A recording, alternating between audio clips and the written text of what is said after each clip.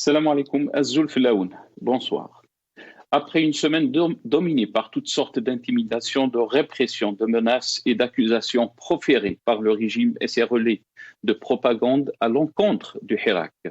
Dans son dernier édito, la revue El Jayshaou, c'est le ton avertissant que la sécurité nationale était une ligne rouge à l'approche des élections législatives convoquées le 12 juin.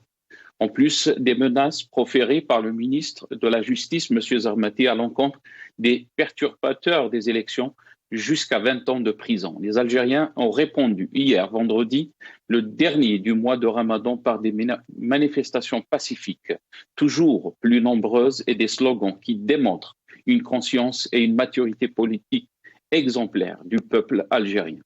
Le Hirak, dans sa version 116, a été marqué par une forte mobilisation à travers toutes les grandes villes d'Algérie, et particulièrement Alger, Djeïa, Annaba, Constantine, Oran, Mostghanem ou Tizi Ouzou, dont les artères étaient bondées de manifestants. Le Hirak a affiché sa fermeté d'aller jusqu'au bout, nonobstant toutes les tentatives de le diviser, de le diaboliser, en vue de le faire taire. Dirou wesh dirou, wallah mana habsin. Faites ce que vous voulez, on ne s'arrêtera jamais, scandait le peuple algérien. Le peuple algérien a également réitéré son refus des élections législatives du 12 juin. Ainsi, face aux dernières mesures prises par le gouvernement et visant à sanctionner lourdement ceux qui s'opposeraient à ces élections, les hirakistes ont scandé à nouveau Makash intikhabat ma'al isabat. Aujourd'hui, le 8 mai 1945, une date commémorée chaque année qui demeure gravée à jamais dans l'histoire algérienne, correspond au massacre commis par les forces de l'ordre françaises contre les manifestations nationalistes algériens à Guelma, Stif et Kharrata. Il y a un lien fondamental entre les diverses luttes menées et les sacrifices consentis par l'ensemble de notre histoire, des luttes au nom desquelles a été projeté l'idéal d'une Algérie libre et démocratique. Cet idéal a été trahi dès l'indépendance. Dans cette perspective, on peut dire que le Hirak s'inscrit dans la continuité du temps historique. Il poursuit le combat inachevé pour libérer le pays et le peuple. Le Hirak est porteur de la même espérance lumineuse pour laquelle se sont sacrifiés des dizaines de milliers de martyrs du 8 mai 1945 et de la guerre de libération. Face à la répression actuelle et en scrutant l'histoire, on sait qu'un peuple uni ne sera jamais vaincu.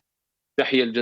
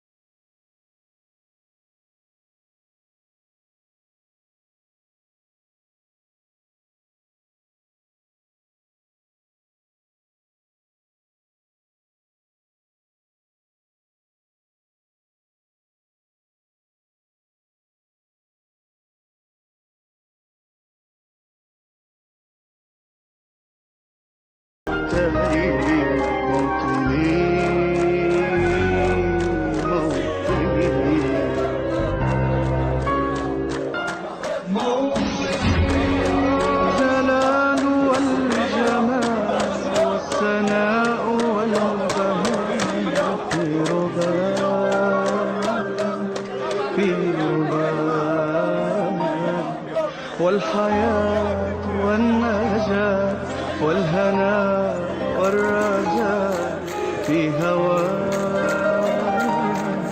في هواك هل أراك سالما منعما. Algérie, 8 mai 1945, le 8 mai 2021, le combat continue pour la liberté. C'est le titre de notre émission pour ce soir. Et pour en parler, j'ai le plaisir d'accueillir dans cette émission M. Hicham Aboud, journaliste, qui sera avec nous depuis Paris via Skype.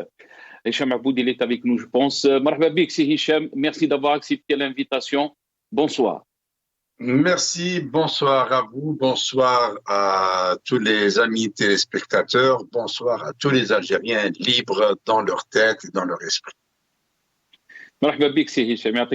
On aura aussi le plaisir d'accueillir Nazim Taleb, qui est membre du mouvement Rached, qui sera avec nous aussi depuis Paris via Skype. Nazim Taleb, marhaba bik, bonsoir. Allah barak fik, merci à vous, merci à vos invités. Et merci à tout le peuple. Bonjour, bonsoir, Saïd Ramadan Moubarak à tout le peuple algérien. Allah barak fik. Merci Nazim. On aura aussi Saïd Irzi, qui est journaliste et activiste politique, qui sera avec nous depuis Alger. Maître Wardia Zoul, avocate militante des droits de l'homme, elle sera avec nous aussi depuis Alger. Et professeur Miloud Mebhout, professeur d'université, qui sera avec nous depuis Kharrata. Hicham Aboud, merci encore une fois d'avoir accepté l'invitation. Marhaba bik. Si on peut faire un peu l'évaluation de la journée d'hier, vendredi 116, les Algériens toujours déterminés, Hicham Aboud. Bien, la journée d'hier était une journée faste. C'était une grande victoire marquée par le Hirak contre toutes les velléités et tentatives de le casser de la part du gang du pouvoir, puisqu'on a vu ces derniers temps une multiplication d'actions des plus débiles et des plus idiotes, c'est ça le niveau du gang gouvernant, qui tendent à affaiblir le Hirak, à le casser. Ils font appel à des terroristes pour influencer l'opinion publique. Regardez à quel point ils sont arrivés, faire appel à des terroristes, à des trafiquants d'armes, essayer de diaboliser des mouvements politiques qui n'ont pas l'envergure qu'ils leur prêtent.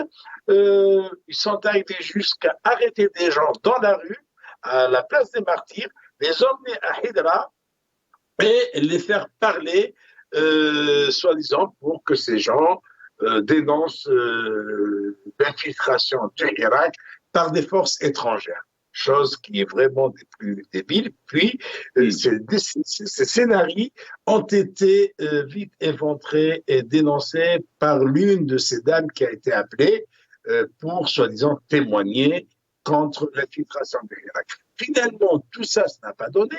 Le mardi d'avant, il y a eu une terrible répression où Alger la Blanche a été couverte de couleur bleue des paniers à salade de la police, des engins anti-émeutes de la police et d'un grand nombre de forces de police déployées, comme si Alger était en pleine guerre civile. Pendant la bataille d'Alger, de mémoire d'Algériens qui ont vécu cette période, ils n'ont pas vu pareil déploiement de forces de police dans les rues d'Alger. Voilà, tout cela n'a pas réussi à venir à bout de la volonté et de la détermination des Algériens qui ont su répondre au gang du pouvoir par un programme en 4 phrases. C'était très, très bien dit. Raïs Idiru Shab, c'est au peuple d'élire son président, qui doit avoir une légitimité. S'il n'appartient pas aux généraux de désigner le président, on a besoin d'une justice avec une balance, une misaine. Pour Sahafa Michelia, on ne veut pas une presse stipendiée. Voilà tout un programme en 4 phrases répétées comme slogan par les manifestants, entre autres slogans, durant ce vendredi. On va écouter, Hicham Aboud, on va écouter quelques slogans donc, des manifestations d'hier, du vendredi 116. On va écouter ces slogans. Après, je vais passer à Nazim Taleb. On écoute les slogans d'hier.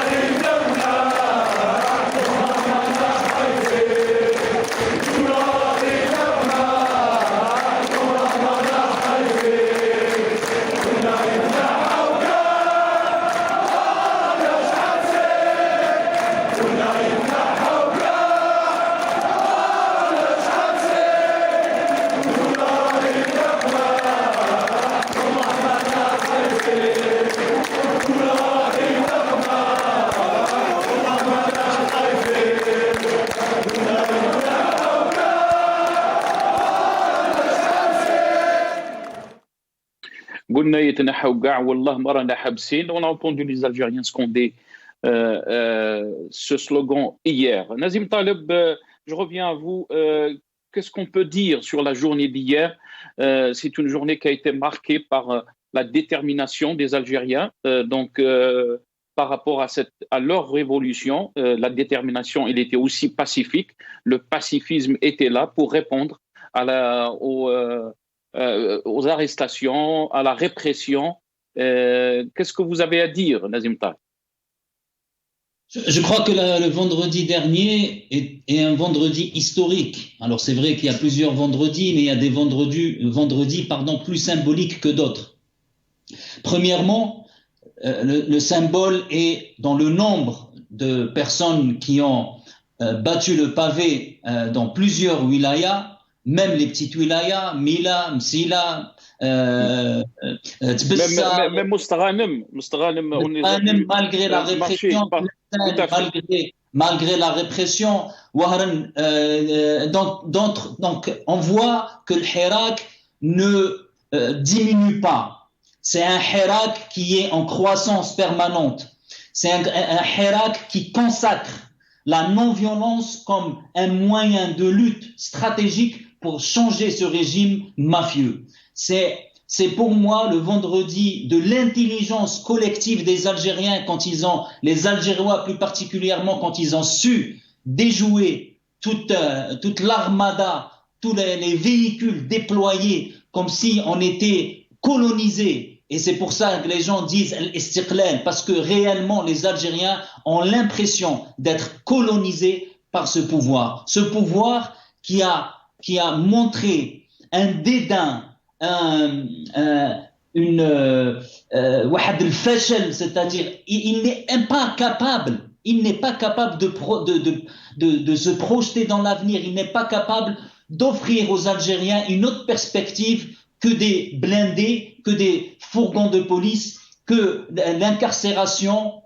Et on a vu malheureusement certains éléments de la police, mais aussi des services de sécurité, comment ils se sont comportés contre les Algériens. Et malgré ça, on dit, nous, au mouvement Rached, il faut dire aux Algériens, aux policiers notamment, qu'il ne faut pas les insulter, il ne faut pas les frapper parce qu'ils souffrent comme nous on souffre. Et malheureusement, malheureusement, il y a des rombos, il y a des gens qui se prennent pour des rombos, comme on dit, pour taper les Algériens, pour finalement quoi?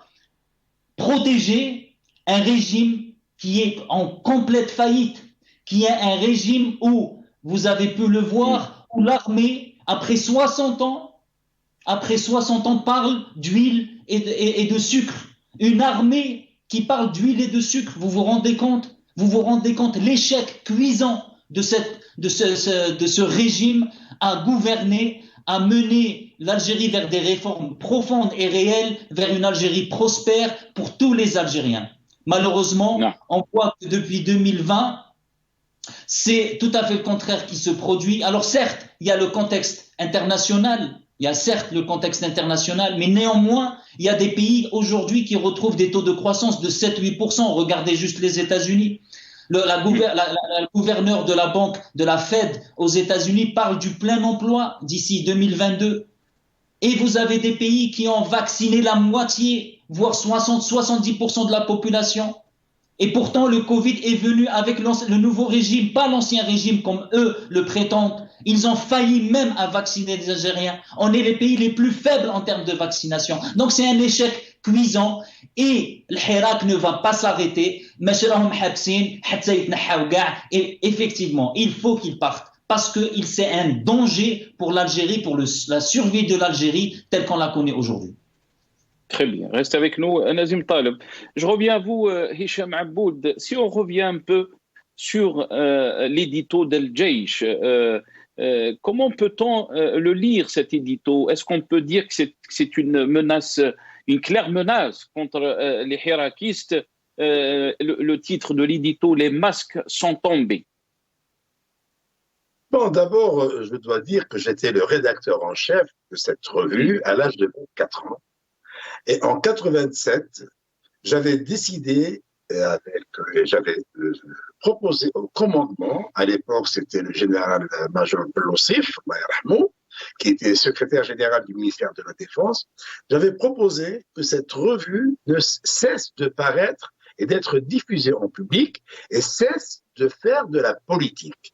Une revue qui doit se limiter aux affaires militaires, à des sujets typiquement militaires et qui restent distribués uniquement dans les casernes. D'ailleurs, on avait fait cela à l'époque et je dois dire que le commandement avait tenu compte de ma proposition et la revue avait disparu des étals des kiosques algériens et même étrangers puisqu'elle était diffusée même en Union soviétique, la revue à l'époque. Alors, cette revue revient au galop depuis un certain temps, de toute façon depuis un bon bout de temps, depuis l'avènement de Gaïd Salah, elle revient au galop, elle fait de la politique et par des gens qui ne savent pas ce que c'est que la politique.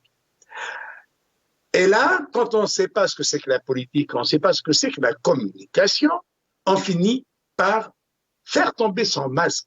Ce sont leurs masques qui sont tombés. Parce que finalement, cette armée, à travers cet éditorial, a fini, non pas par menacer, mais par déclarer la guerre aux Algériens, pas au Hirak. Le Hirak, c'est les Algériens. Alors donc, déclarer la guerre à son propre peuple, cela signifie qu'il y a aujourd'hui une dichotomie qui s'est opérée entre l'armée et le peuple.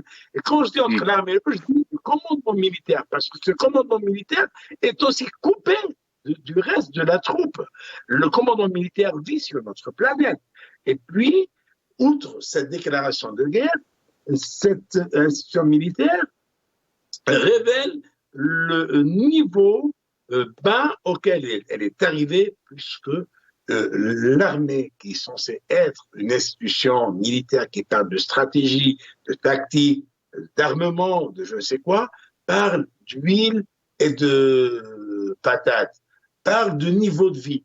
D'abord, ces militaires, et quand je dis militaire, c'est à partir de général et plus haut, ces militaires n'ont pas à parler du niveau de vie, de la cherté de la vie, parce qu'ils ne la connaissent pas. Quand quelqu'un touche mensuellement entre 70 millions de centimes et 150 millions de centimes et il a toute la servitude gratuite, véhicule, logement, même ce qu'il mange chez lui, c'est gratuit. Il ne peut pas parler de cherté de vie pour celui qui touche 20 000 dinars, 2 millions de centimes, et alors que le kilo de crevettes coûte le 1/4 du SMIC, et le kilo de pêche coûte presque les 2/3 du SMIC. Donc ces gens sont très mal placés pour parler de patates, d'huile. Il ferait mieux de s'occuper de leurs propres affaires et de ne pas se mêler de politique. Et d'ailleurs, pourquoi ces généraux ont peur de laisser le pouvoir aux civils? Pourquoi ces généraux se maintiennent-ils au pouvoir coûte que coûte, quitte à déclarer la guerre à l'Algérie, au peuple algérien, comme si c'était une armée coloniale, comme si c'était une armée étrangère. Une armée Pourquoi vous êtes en train de dire, Hicham Aboul, pourquoi vous êtes en train de dire qu'on est en train de déclarer la guerre au peuple algérien? Qu'est-ce qui vous a fait dire ça? Est-ce que par rapport donc à la répression qu'on a vue dernièrement, aux arrestations, pourquoi vous êtes en train de dire que ce régime est en train de déclarer la guerre au peuple algérien? D'abord, le contenu de l'éditorial de la revue El Jish étant lui-même une déclaration de guerre au peuple algérien. Les autres commentaires qui ont suivi n'ont fait que confirmer cette déclaration de guerre. Et sur le terrain, on n'a jamais vu, même du temps de la colonisation, même chez les Israéliens, l'entité sioniste d'occupation des territoires palestiniens n'a jamais séparé une mère de son enfant adolescent en plein mois de carême. On n'a jamais vu l'armée coloniale française arrêter des Algériens en plein mois de Ramadan parce qu'ils manifestaient pacifiquement et les emmener devant une télévision qui est acquise pour dénoncer la supposée infiltration de l'Irak. Même l'armée coloniale ne l'a pas faite. L'entité sioniste ne l'a pas faite. Pire que ça, il n'y en a pas. Arrêter des gens dans la rue pour les emmener dénoncer ce qu'ils faisaient eux-mêmes et qui étaient très pacifiques, ça ne s'est fait qu'avec ce gang du pouvoir. C'est ça la déclaration de guerre. Aujourd'hui, les prisons algériennes, combien comptent-elles de pensionnaires d'opinion, de détenus d'opinion, de détenus politiques? C'est du jamais vu. Quand quelqu'un pourra voir parler du président, il a le droit de critiquer le président, même si ce président déjà n'est pas élu. Hein. Le fait de le critiquer, on le condamne à 2 ans de prison ferme et on le met tout de suite, on le place en mandat de dépôt, on lui laisse même pas le temps de faire appel. Écoutez, ce qui se passe en Algérie dépasse tout entendement. Et ce qu'est en train de faire aujourd'hui le régime algérien, le gang du pouvoir, il est en train de creuser sa propre tombe. C'est comme ça qu'il va tomber. C'est lui-même qui va se faire tomber. Et quand il parle de main étrangère, ça veut dire d'abord qu'il a reconnu sa faillite avec tous ces services sécuritaires qui ne sont pas parvenus à présenter une seule personne étrangère qui manipulait les foules. Aussi, parler de main étrangère, cela signifie qu'ils ne connaissent rien au peuple algérien, parce que ce peuple, normalement, avec ce qu'il a fait hier, tout gouvernant serait fier d'avoir un peuple pareil. Or, les gouvernants algériens sont complètement hors champ et ils sont dans un déni total. Ils ne veulent pas reconnaître le génie algérien, ils le méprisent, ils n'ont que du mépris. Très bien. Et c'est présent qu'il parle de main étrangère. Restez avec nous, Hicham Aboul. Restez avec nous. Vous avez parlé du génie algérien. C'est vrai que le pacifisme des Algériens était là depuis le début du Hirak en 2019. On essaie de regarder un peu cette vidéo. On a parlé donc de la violence, de la répression qu'on a vue ces derniers jours, mais hier aussi. On regarde la vidéo et je vais revenir à mes invités.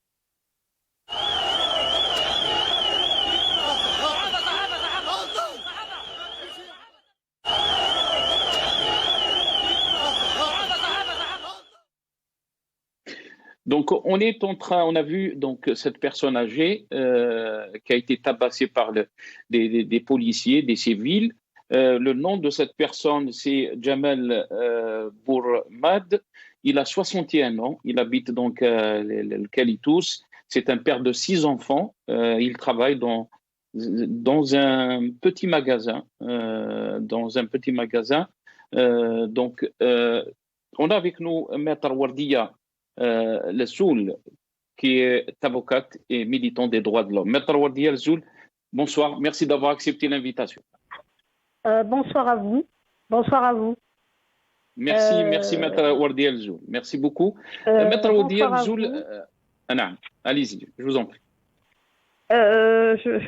Votre question, s'il vous plaît, votre question.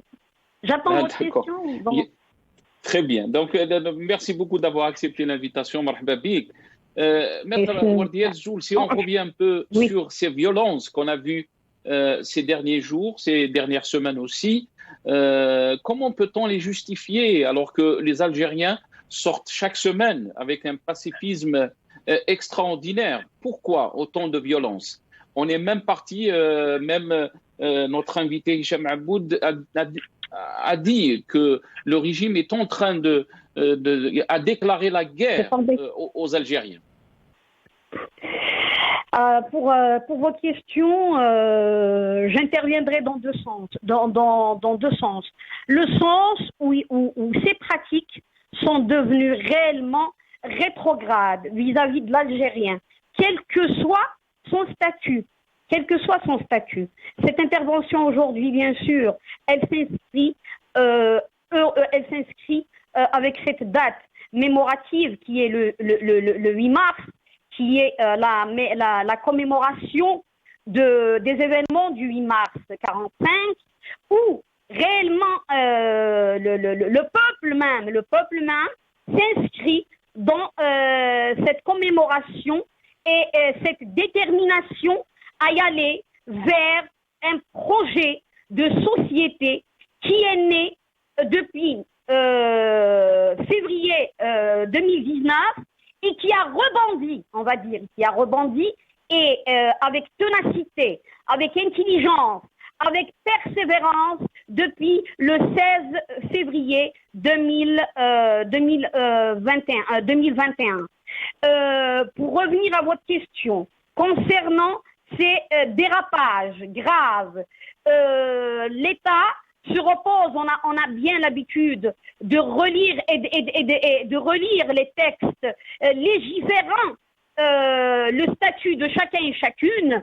Revenons surtout à nos différents textes qu'a connus l'Algérie concernant les différentes constitutions depuis 63 jusqu'à décembre 2020, où l'Algérie s'est inscrite dans la reconnaissance explicite des droits de l'homme aux Algériens. Mais arrive malheureusement, qui a été pour nous depuis 63 à 76 à 89 à 2016, arrive 2020, où nous retrouvons le législateur s'inscrire au lieu du terme inventif des droits de l'homme, il nous rapporte avec résumé ce qu'il a résumé en droits fondamentaux. Et c'est de ce terme et de cette législation, on peut dire suprême de l'État, qui est la Constitution, qui donne actuellement le plein pouvoir à l'État de mettre en prison, de massacrer, de violenter, d'interdire et de condamner tout acte pacifique qui vient, que ce soit, quelle que soit la personne, quel que soit le sexe, quel que soit l'âge. Voilà. Très bien. Anna, voilà. Oui. Oui. Très bien. Et très bien. Donc, même, Anna. Allez-y, je vous en prie. Allez-y. Et la lecture qu'on fait, elle est liée malheureusement à cette déception, et l'État c'est vrai que l'État, surtout ces dernières semaines, s'acharne contre tout monde, contre tout hirakiste. Elle croit que ce Hirak est né du vent. Mais le Hirak s'applique sur l'adage qui dit que on a pensé avant de parler et on pèse avant d'agir. Le Hirak, il est programmé de par les répressions, l'exclusion, la fomentation des exclus depuis 62. Et que ce Hirak al-Mubarak, ou ce qu'on appelle, cet adepte, ce qu'on a qualifié de cette révolution blanche, nul ne l'arrêtera. Parce que réellement, vous avez vu par exemple hier à Alger, pour l'intelligentsia de ces jeunes, de ces vieux, de ces moyens, de tout âge, de tout bord, venant célébrer à l'instar de la journée, et bien sûr de la journée internationale du journaliste, de la liberté de la presse, où nous retrouvons nos journalistes interdits dans l'exercice de leur propre profession. S'ajoute l'intelligence, comme je l'ai dit, de nos jeunes pacifistes qui, par exemple, hier, avec l'arsenal de médiocre de l'État et du pouvoir, avec l'arsenal sécuritaire, pour éviter tout accrochement, pour rester dans le pacifisme, pour rester dans la continuité, ils ont changé de chemin pour arriver à bord. Par exemple. Tout à fait. Restez avec nous, Maître Wardia Lessoul. Je vais donner la parole à Nazim Taleb. Nazim Taleb, on a vu donc la propagande des relais du régime, surtout en ce qui concerne donc les complots, et surtout pour justifier cette répression, cette violence qu'on a vu accentuer ces dernières semaines. Pourquoi autant de violence? Est-ce que c'est un signe de faiblesse? Est-ce qu'on s'approche des élections législatives? Comment peut-on expliquer ça? Il y a de la violence parce que tout simplement, c'est un régime qui s'est jamais vu autrement que avoir les pleins pouvoirs sur les Algériens et l'Algérie.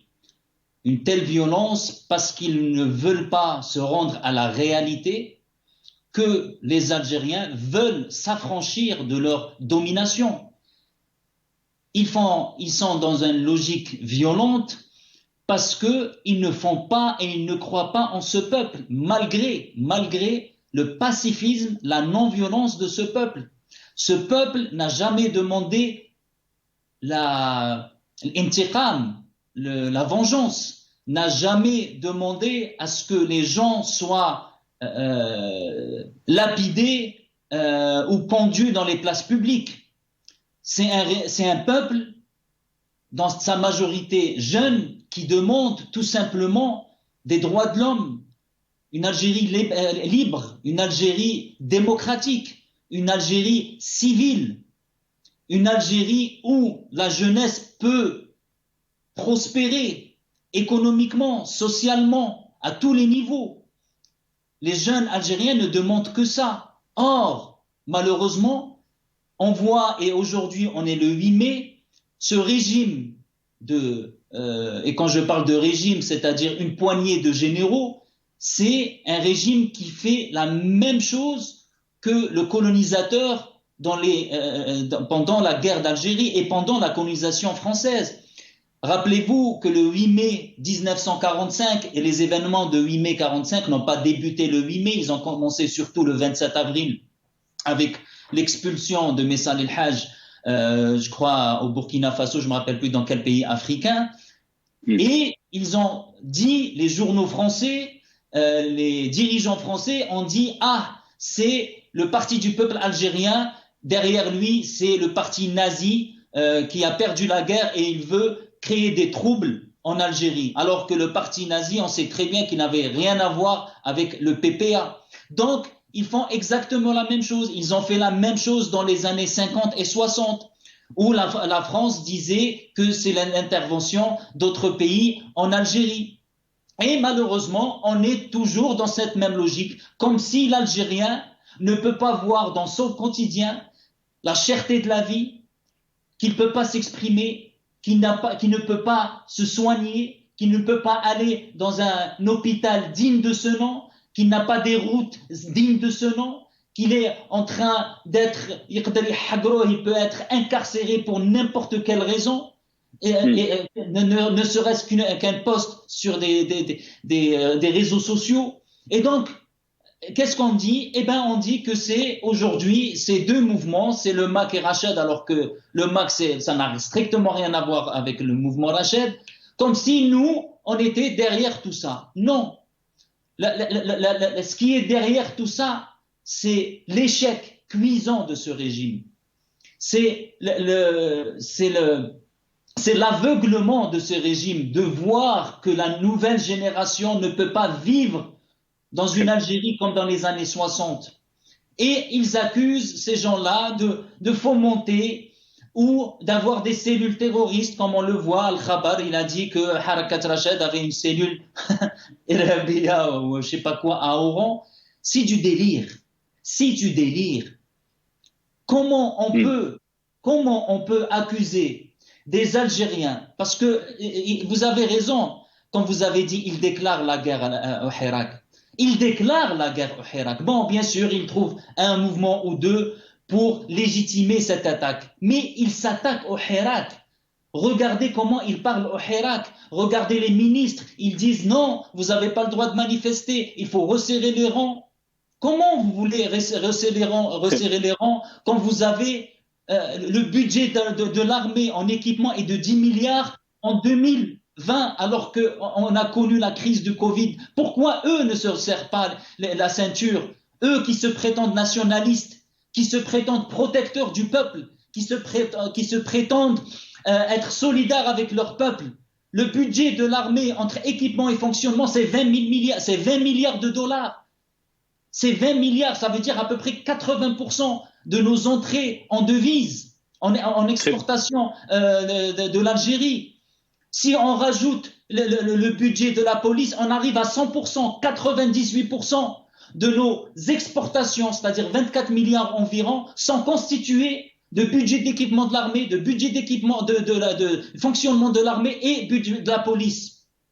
Et si on additionne tout ça, ça fait 50% du budget de l'État. 50%, 56% du budget de l'État est consacré à l'armée et à la police. Et on demande au peuple qui gagne 20 000 dinars d'être solidaire, de ne pas manifester. Par contre, hier, quand il y avait l'argent qui coulait à flot, Bouteflika, oui, Dechen, il a fait ça, il a fait ci. Ah, maintenant que les choses se sont retournées, ah, maintenant c'est la faute du peuple. Donc, quand il y avait de l'argent, il fallait remercier Fakhamat al-Raïs. Et quand les choses se retournent, maintenant c'est la faute du peuple, c'est pas la faute du Essaba. La faute du Essaba, elle est depuis 1962. Et je vous dis, j'ai pas peur des mots, c'est des traîtres. Parce qu'ils sont contre la volonté du peuple, contre les intérêts suprêmes de l'État algérien. Et ils sont en train de détruire ce pays, et ils sont en train d'être aveuglés par leur dédain, par leur takabbur, et ils sont en train de foncer sur un mur. Et malheureusement, on espère sincèrement qu'il y a des gens au sein de l'armée qui puissent rattraper ce coup, que les gens chourafin de l'armée, et il en existe, qui puissent dire à ces généraux qui mènent l'Algérie vers le mur de dire arrêtez, stop. Restez avec nous, Nazim Tal. Les Algériens ne se sont pas arrêtés, malgré le Covid, malgré la répression, malgré les emprisonnements, malgré la torture, malgré les insultes. Les Algériens ne se sont pas arrêtés. Et ils ne vont pas s'arrêter parce que les problèmes qui ont fait que les Algériens sont sortis le 22 février persistent, pour ne pas dire que les choses sont venimes. Très bien, reste avec nous. Hicham Aboud, quand on parle de la journée du 8 mai 45, une journée historique, comment peut-on faire le parallèle par rapport à aujourd'hui, 8 mai 2021, 71 ans après?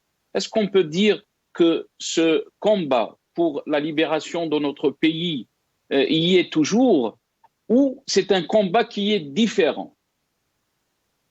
Il est pire. Il est pire.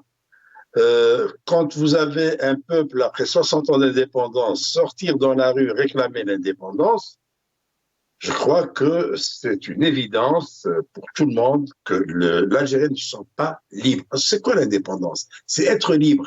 Est-ce que Ben Mehdi, Ben Boulaïd, Amir Roche et tous ces martyrs qui ont consenti le sacrifice suprême sont morts pour que des Algériens soient tabassés, comme on le voyait tout à l'heure à l'image, par un vulgaire individu qui a une haine, hein, parce qu'on le voyait comment il est tabassé, il a une haine envers qui? Envers un Algérien comme lui.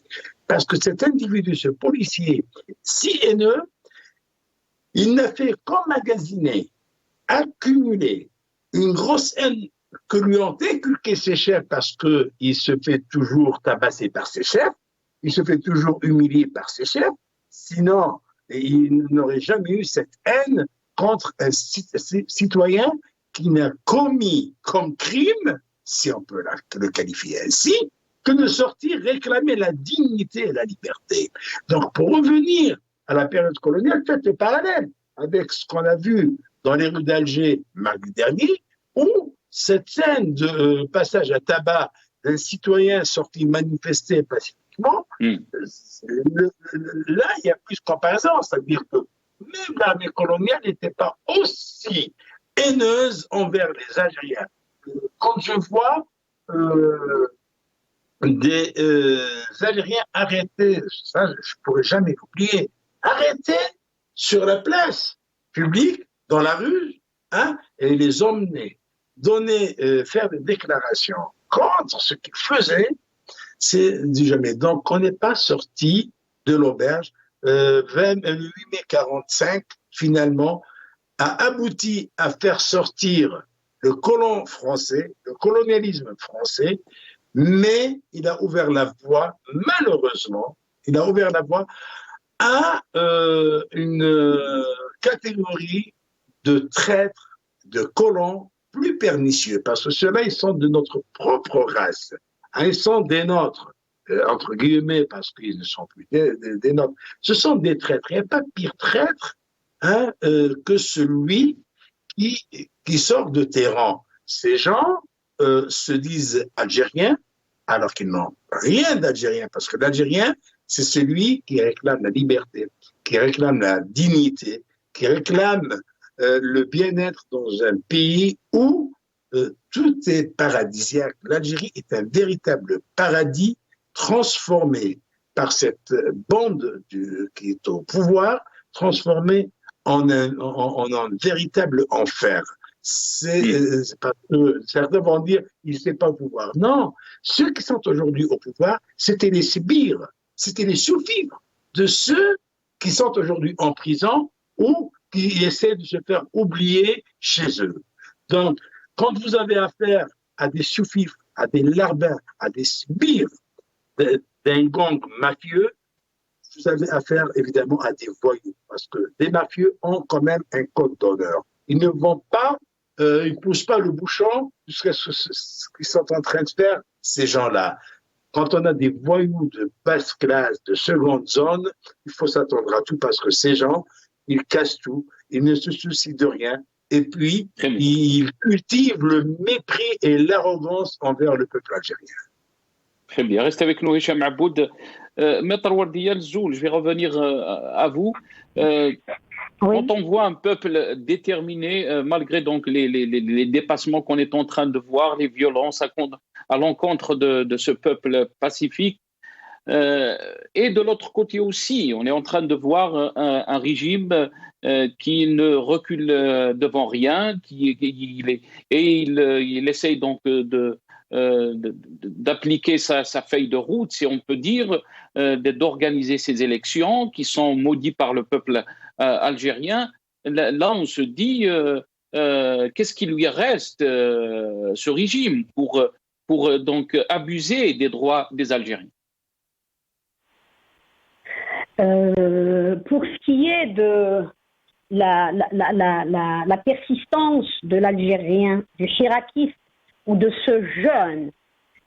C'est ces jeunes derrière les barreaux qui lancent un appel à tous les Algériens qui sont dehors, qui passent et qui sont coupés de leur famille.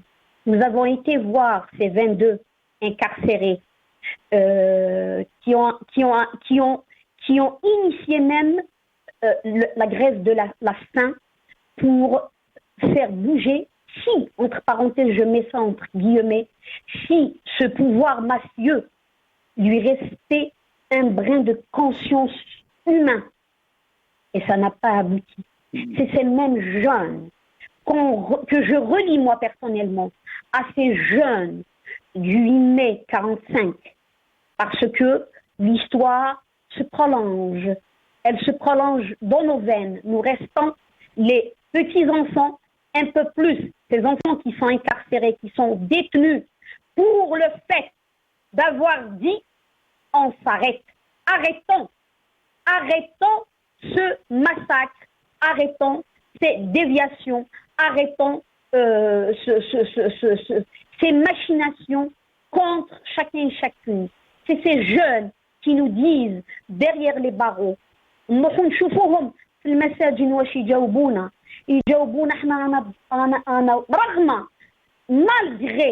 malgré les conditions incarcérales désastreuses qu'on doit normalement soulever devant les Nations Unies. L'arrêté ou les arrestations ne se font pas qu'au corps humain, mais aussi, je l'ai déjà dit, dans les conditions désastreuses dans lesquelles ils y sont. Ils vous disent comment va le Hirak. C'est en réponse à votre question que notre persistance est liée à l'espoir de ces jeunes pour une république démocratique, pour un état de droit, pour arrêter ces violations qui se sont, bien sûr, ces dernières semaines, manifestées plus qu'avant. Pourquoi ? Parce que ces gens, ils ont toujours leur feuille de route, pensant que nous sommes toujours aux années 90 et 2000. Malheureusement, malgré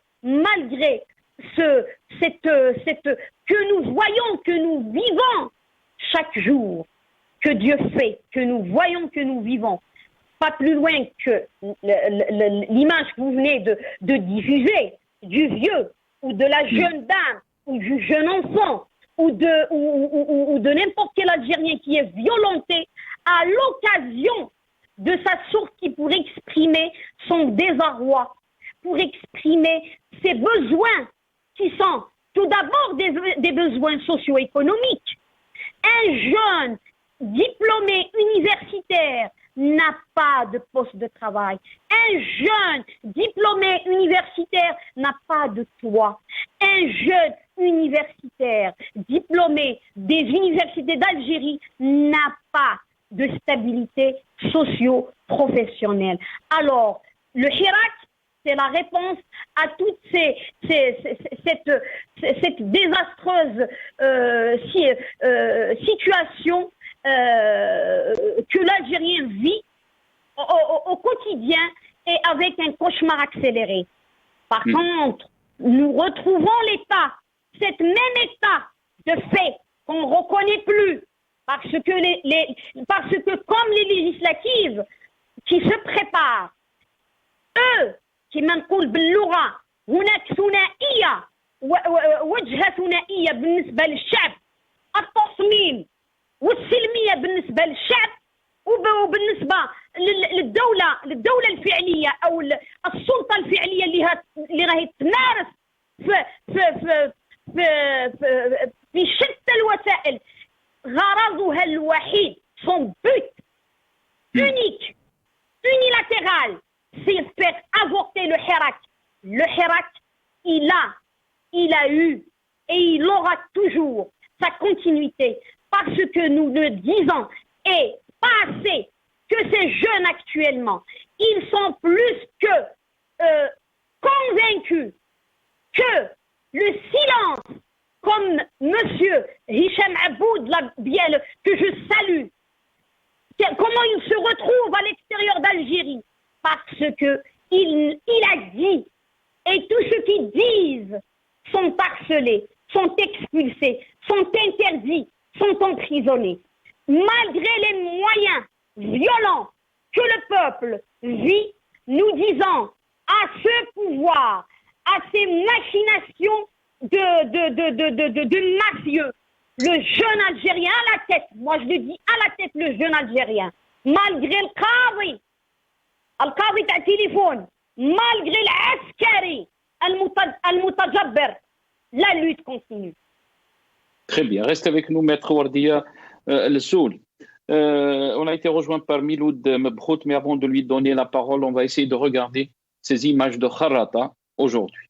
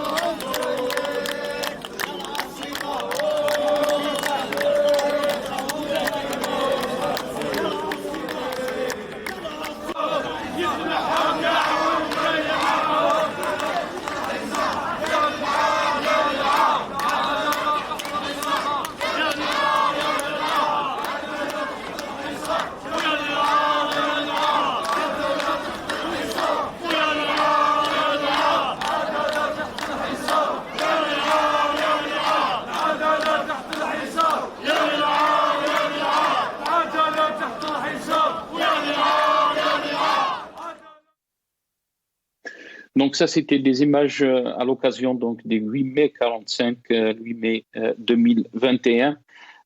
Miloud Mebrout, professeur d'université, qui était donc à Kharrata aujourd'hui. Miloud Mebrout, merci d'avoir accepté l'invitation. مرحبا بك. حيا الأحرار في كل مكان، تحية للشعب الجزائري. شكرا للاستضافة. Je salue tous vos invités. Allah يبارك فيك. Merci beaucoup à vous, Miloud Mebrout, d'avoir accepté l'invitation. Je rappelle que vous êtes de Tlemcen, mais vous vous êtes déplacé à Kharrata aujourd'hui. Qu'est-ce que vous pouvez nous dire donc de ce qui s'est passé à Kharrata dans la marche d'aujourd'hui? Voilà, à présent, je suis dans le car entre Alger. Vous m'entendez très bien? Oui, je vous entends. On est parti de Tlemcen jeudi soir, on est arrivé vendredi matin vers 9h à Kharrata. Et tout de suite...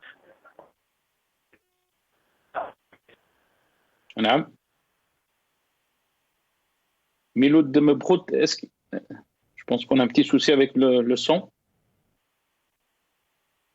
Ah, on l'a perdu, on me dit. On l'a perdu. Miloud Mebrout qui est avec nous, on essaiera de la voir encore une fois.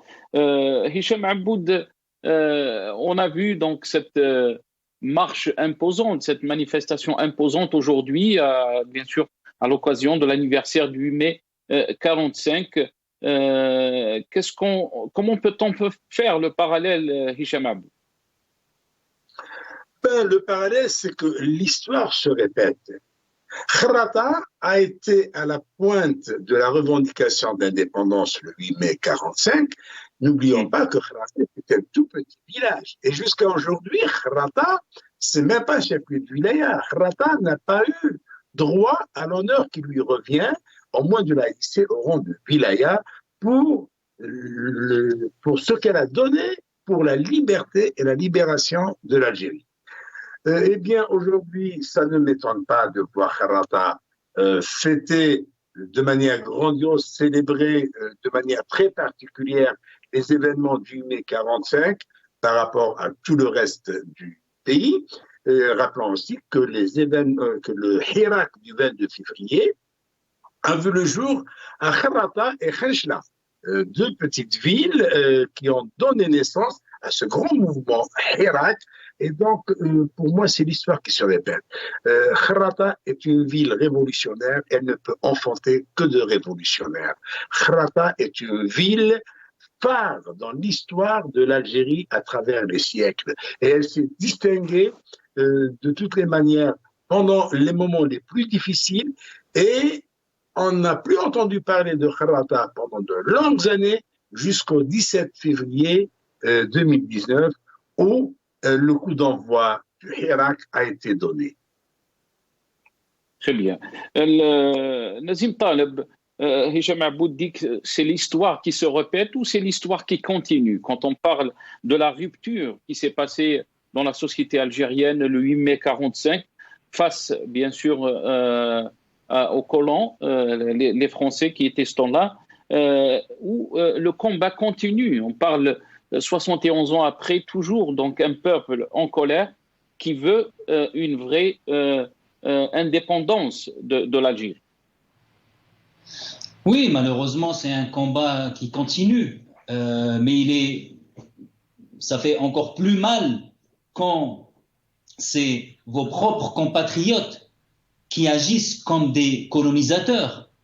Autant à l'époque de la colonisation française, l'ennemi était visible, reconnaissable, et ces méfaits ont été visibles à l'œil nu. Rappelons-le, pendant la colonisation française, 98% des Algériens étaient illettrés, un taux de pauvreté extrême, notamment dans la ruralité, où les Algériens, pour certaines statistiques, ne travaillaient que 17 à 28 jours par an, c'est-à-dire pendant les moissons. Regardez juste les images des Algériens à l'époque. Personne n'avait 2 pantalons ou 2 qshaba, etc. Les gens vivaient effectivement une période très très difficile. Malheureusement, et c'est ce qu'il disait dans son bouquin Farhat Abbas, l'indépendance confisquée, c'est que les Algériens, et c'est ça un petit peu, malheureusement, on a cru, en tout cas les gens dans 62 ont cru à une réelle indépendance, mais ils se sont vite rendus compte que c'était une fausse indépendance, car elle a été, on a tué tous les valeureux moujahidines, que ce soit en 56, ça a commencé bien avant, hein, mais pour ne pas polémiquer, mais les armées des frontières ont exterminé les gens de l'intérieur, notamment le moujahidine de l'Ouest avec l'armée de Oujda, une armée qui a été soutenue, infiltrée par la France, avec les DAF, et même des interrogations même qui subsistent sur Bouteflika, parce que comment expliquer que Bouteflika puisse partir à la prison de la santé pour voir les 4 leaders qui ont été descendus d'avion sans que personne n'en se rende compte, ça reste un point d'interrogation. Et donc, malheureusement, c'est une indépendance confisquée par ce qu'on appelait communément pendant la guerre de colonisation le Harka. Aujourd'hui, on les appelle des traîtres. Le Harka, c'est celui qui a trahi la cause nationale, la cause pour laquelle les Algériens se sont battus et ils ont donné chèrement pour leur indépendance. Malheureusement, c'est les traîtres aujourd'hui, c'est du même calibre parce que finalement, ils s'opposent à la volonté du peuple, ils s'opposent à une Algérie forte, et je dirais même, Khoya Nasser, que hindous, ils sont encore pires que les Français. Parce que les Français, c'est vrai qu'ils ont exclu les Algériens du processus de développement d'Algérie. Mais il faut forcer de reconnaître qu'ils ont construit des villes, qu'ils ont construit des infrastructures, qu'ils ont construit une économie exportatrice. Mais ces traîtres-là, aujourd'hui, ils ont tout cassé.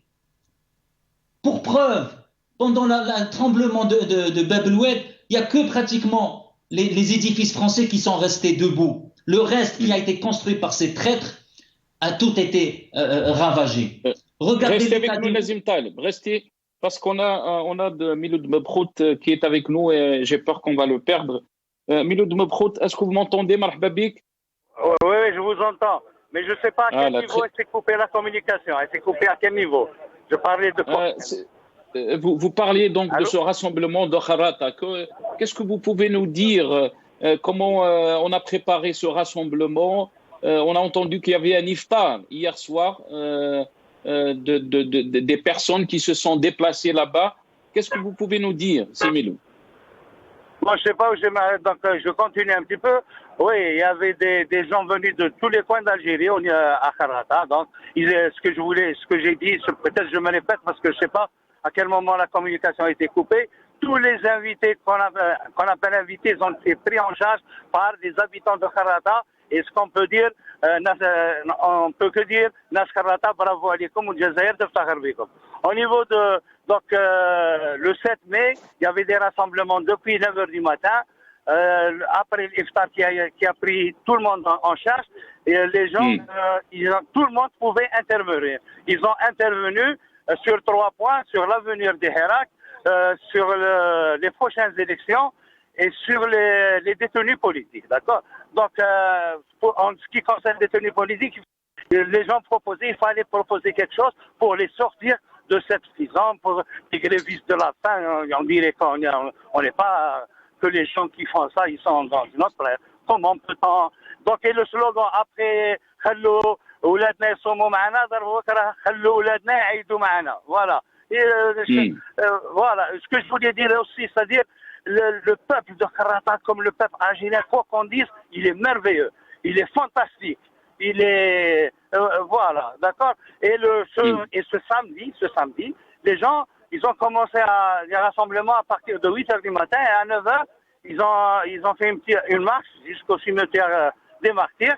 Et là, ils ont expliqué que le 8 mai 45 n'était pas une fête, mais une date historique. C'est une date douloureuse où le colonialisme français a tué, a jeté dans des ravins entre Sétif, Garma et Harata 45 000 Algériens. Et c'est surtout, c'est pas une fête, c'est une date historique.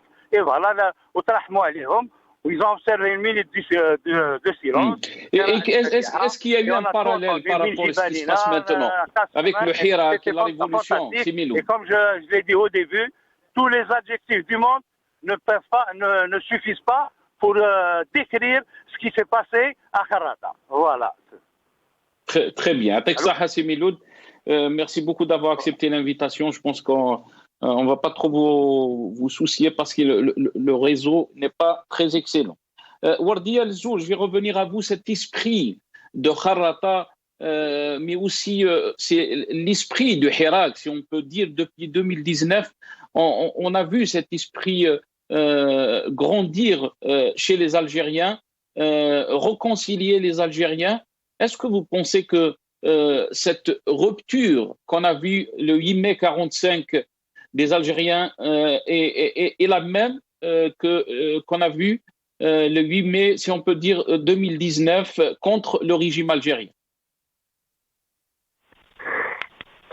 C'est une étude, on peut dire c'est une similitude, on peut le dire c'est une similitude historique. Comme l'a dit Hicham Aboud, on dit que malheureusement nos jeunes, l'école ne nous a pas imprégné, nous a pas appris la véritable histoire d'Algérie, malheureusement. Et cette المنطقة هذه ما عطيناش الحق تاعها التاريخي. جات المناسبة هذه المناسبة تاع تحرير الإنسان بعد تحرير الأرض. C'est une réalité. Nous avons libéré la terre algérienne, mais pas autant que l'homme algérien. Quand vous dites, et tu m'excuses, votre intervenant de tout à l'heure, j'ai pas très bien entendu, quand il dit la France a construit, je ne sais pas si c'est, peut-être je l'ai mal entendu, la France n'a rien construit. La France a laissé un chantier de désarroi, de la pauvreté. Elle a exploité. La France, elle continue. Si la force de nos belligérants, de ce pouvoir en place persiste, parce que la France est derrière, c'est à coup de milliards que la France profite de nos richesses différentes. de nos richesses gazières, de notre pétrole, gratuitement. Au moment où, comme vous voyez, comme l'a soulevé l'un des intervenants, le peuple souffre. Et surtout, cette phase actuelle avec le Covid et la pandémie du Covid, le peuple souffre. Au lieu réellement que l'État essaye d'établir un agenda de solution à ces crises, الله غالب كما يقالوا يتخبطون من مسك الشياطين لأنهم هم بدورهم شياطين. Je reviens à votre question initiale qui est est-ce que réellement Kharrata est une continuité? Oui, je vais dire c'est pas une continuité pour un premier abord, de prime abord, quand ce soulèvement a pris assaut. Ça a été une résurrection. حين تاريخ الجزائريين بعدما ألغيت تكلفة الدم تاع الجزائري في عقول هؤلاء، لأن تكلفة المجاهدين تكلفة عظيمة، تكلفة elle n'a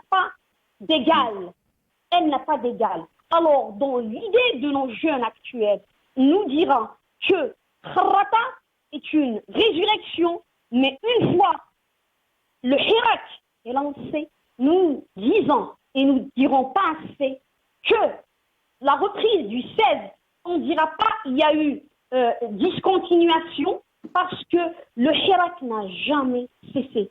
De par mon côté professionnel, monsieur, je peux me permettre de dire que 19, 20, 21, nous n'avons jamais arrêté de visiter les différents endroits pénitentiaires, les différentes prisons à travers le territoire. Cela veut dire que l'Algérien, quelle que soit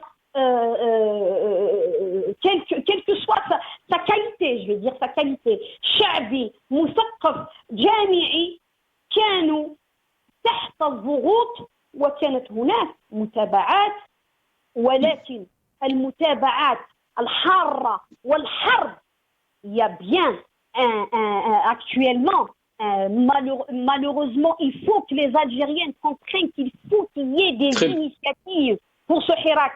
Comme cette rencontre à Kharrata, elle doit ressourcer ressourcer et unir nos efforts, comme d'ailleurs l'appel qui a été lancé prime abord, beaucoup de politiques, beaucoup d'avocats, beaucoup de juristes, beaucoup de sociologues pour déclarer que l'Algérie que l'État a déclaré la guerre aux Algériens. Et c'est l'État, et c'est le cas actuellement. Merci, Maître Wardi Alzoul. Je vais finir avec Nazim Taleb et Hicham Aboud. Nazim Taleb, si on revient un peu sur la situation, le régime, il prépare donc ses élections et il est dans une autre logique que celle du Hirak, qui veut un changement radical du système. Quelle réponse à ce genre de répression, de pratique et de situation de déni complètement? Bon, je voudrais juste répondre à Maître. Il suffit, Maître, d'aller à Alger, à Oran, à Annaba pour voir ce que les Français ont construit. Encore une fois, je ne dis pas qu'ils ont construit pour les Algériens, mais ils ont construit quand même des choses en Algérie. Donc, bon, c'est vrai qu'on est tous contre la colonisation, mais il y a quand même une objectivité à avoir. Ils ont quand même construit des universités, y compris Moustapha Bacha. Ils ont construit des choses. On va pas non plus dire que les Français, ils avaient au moins une agriculture, chose qu'on n'a pas malheureusement. Bref, et regardez juste les mairies à ce jour, les mairies que là où il y a l'état civil, la plupart c'est des édifices français. Donc c'est pas parce qu'on dit ça qu'on est pro-français, on dit tout simplement la réalité. Et je dirais que même le champ politique à l'époque des Français était moins fermé qu'aujourd'hui. Si on revient à 8 mai, Ahbab al-Bayan, ils pouvaient librement circuler en Algérie. Ils ont collecté 500 000 signatures, Nasser, Ahbab al-Bayan, qui réunissaient Dfa'at Abbas, Pépéat Ammi Salih al-Hajj, l'ulama al-muslimin. Ils pouvaient se déplacer librement. Ils ont recueilli 500 000 signatures.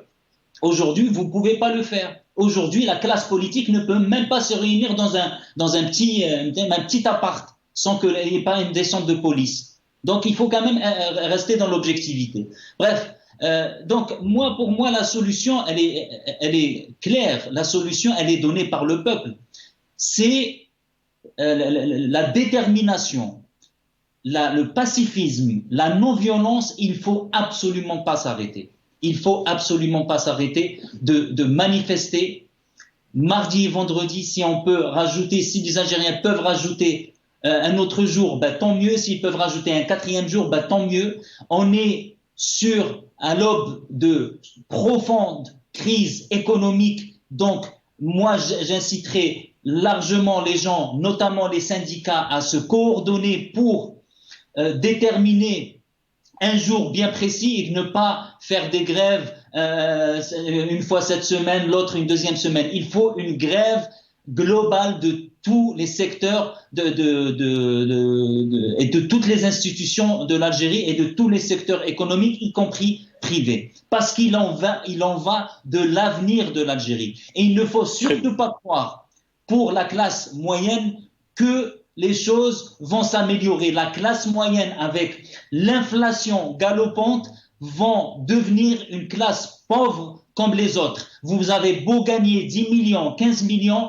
avec l'inflation, comme on a pu le voir au Venezuela, qui ont atteint des sommets, c'est-à-dire des milliers de pourcentages en inflation, et l'Algérie, on n'est pas à l'abri de ça. Les classes moyennes, y compris ceux qui travaillent dans le secteur des hydrocarbures, où ils sont bien payés, il faut qu'ils prennent conscience que les choses ne vont pas aller en s'améliorant. Donc, pour résumer, Nasser, il faut manifester, continuer à manifester encore plus de jours, que les syndicats se rejoignent au Hirak, qui s'accordent sur un jour par semaine ou 3 jours, ou peu importe. Merci Nazim. En tout cas, merci, il faut Nazim. absolument que Merci. Hicham Aboud, je vous donne la parole, il ne me reste pas beaucoup de temps. Face à une situation que vit notre pays au plan social, économique et politique surtout, quelle est la solution pour le Hirak ? Surtout que le régime a choisi le tout sécuritaire, si on peut dire. Oui, avant de répondre à votre question, permettez-moi, Nasser, de saluer Nazim et Maître Wardia Lezlou. Je salue surtout le combat que mène Maître Wardia Lezlou dans le champ des droits de l'homme et sur le terrain, et je sais que sa mission est des plus ardues. D'ailleurs, j'annonce en l'occasion la création d'une organisation des droits de l'homme algérienne et qui sera en France et qui aura pour but de protéger les Algériens qui sont soumis, qui sont exposés à toute répression de la part du régime pour faire le lien avec les organisations internationales. Parce que seules les organisations internationales peuvent faire plier ce gang qui est au pouvoir. Maintenant, pour ce qui est du Hirak, je crois qu'il est temps, il est vraiment temps de l'accompagner, de l'encadrer, de dégager une élite qui saura penser, saura réfléchir, saura mettre en place une plateforme qui va être un petit peu, qui va tracer les grandes lignes du Hirak et surtout préparer l'après-gang, l'après-pouvoir de ce gang. Parce que sinon, on va se retrouver dans l'inconnu. Il ne faudrait pas que l'Algérien se sente dans l'inconnu. Il faut rassurer l'Algérien qu'après ce régime, ça sera beaucoup, beaucoup, beaucoup mieux. Or, aujourd'hui, les gens voient le Hirak juste dans la rue et après on dit qu'est-ce qu'il peut y avoir. Si demain le régime tombe, parce que le régime est en train de creuser sa tombe actuellement de ses propres mains, en allant de plus en plus fort dans la répression. Alors, si ce régime tombe, quoi, on va attendre encore que des militaires viennent prendre le pouvoir en disant « nous espérons voir des militaires honnêtes, des militaires proches du peuple ». Non, il ne faut jamais, au grand jamais, donner le pouvoir aux militaires. Il est temps, il est vraiment temps, et c'est l'occasion ou jamais pour instaurer un état de droit. Et un état de droit ne peut pas être un état militaire, il ne peut être qu'un état civil. Il est temps d'instaurer un état démocratique et tu ne peux pas aller chercher la démocratie dans les cavernes où l'ordre est l'ordre. Il n'y a pas de démocratie, il n'y a pas de débat, il n'y a pas de discussion. Merci à vous, Hicham Aboud. Merci à vous. On est arrivé à la fin de cette émission. Merci à Hicham Aboud, journaliste qui était avec nous. Merci à Nazim Taleb, membre du mouvement Rachad. Merci à Maître Wardi El-Zoul, avocate et militant des droits de l'homme. Et merci aussi à Miloud Proud, professeur d'université. On s'excuse, on n'a pas pu avoir Saïd Erzi, qui était journaliste et activiste politique. On est arrivé donc à la fin de cette émission. Merci à vous d'avoir suivi cette émission. Sahaf Torkoum ou Bqaw ala khair.